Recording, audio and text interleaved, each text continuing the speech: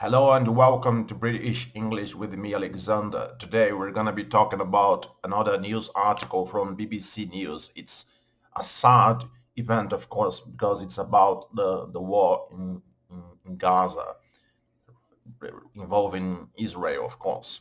Um, this site where reading that article is BBC News. You can check that article at bbc.com/news with the British Broadcasting Corporation. We're gonna be talking about this war in Gaza. I just want you to know that this is an exercise to show you how you can speak English, because the fact is that it's written in a way but it's spoken differently. We're going to be reading that text out loud so you can understand how English is spoken. It's all about connectivity, speed, elision, pronunciation, and stuff like that.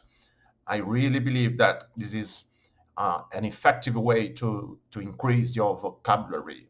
If you're not over 5,000 words or more, it's really effective, because when you read out loud, sort of memorize your brain sort of memorize the meaning of the word, so it's easier to remember them. Okay, let's go over that text. But before anything else, please, uh, to help the channel, subscribe to the channel, share the content with all your friends, all of those who want to improve their English, who want to improve their pronunciation and stuff. Subscribe to the channel, give you that thumbs up, please. Okay, without any more ado, let's go directly to the text. We're going to be talking today about Gaza war. Gaza war. So here we have ICJ. This is the abbreviation for International Court of Justice.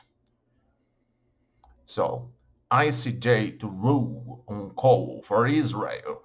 For Israel, not how I pronounce that, not for Israel, but for Israel, for Israel. So ICJ to rule on call for Israel to stop military action. This article has been published 11 hours ago. This is about Israel-Gaza war. It's a war which involves these two areas, this country and this Palestinian part of the Arab world. So here we have the ICJ's ruling will be politically significant if it goes against Israel. This article has been edited by Anna Holligan and Rafi Berg. This is again from BBC News, The Hague and London. So here we have the UN's. UN is the abbreviation for United Nations. So the UN's top court is to decide whether to issue emergency measures or ordering Israel to halt, to interrupt its operations in Gaza.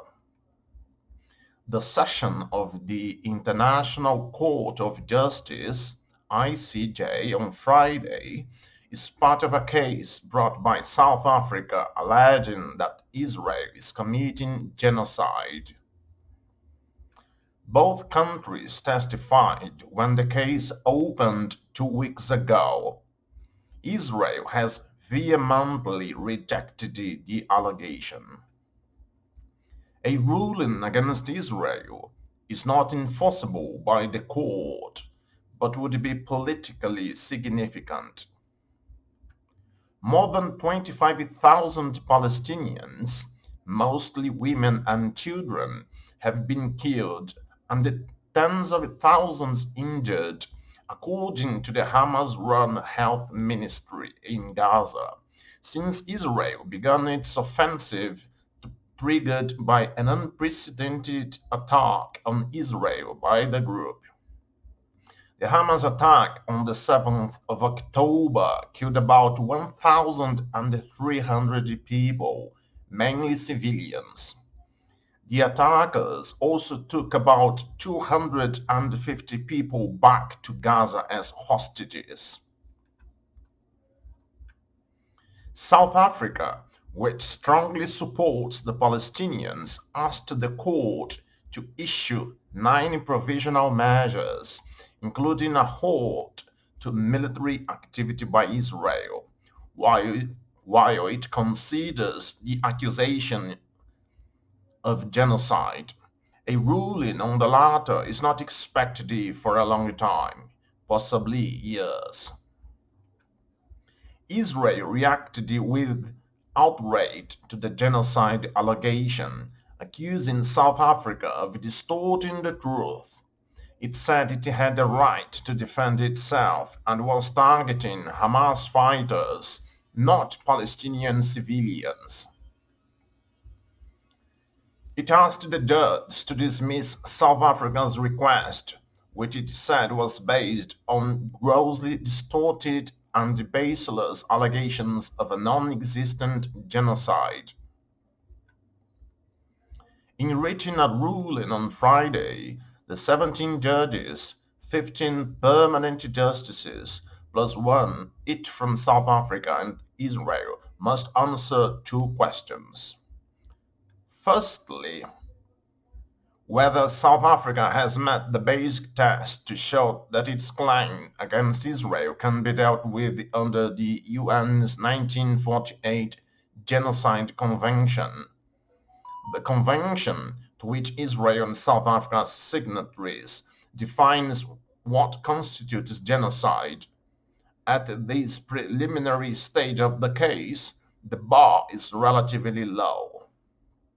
Secondly, whether there's a plausible risk of irreparable harm to the Palestinian people in Gaza if Israel's military action continues.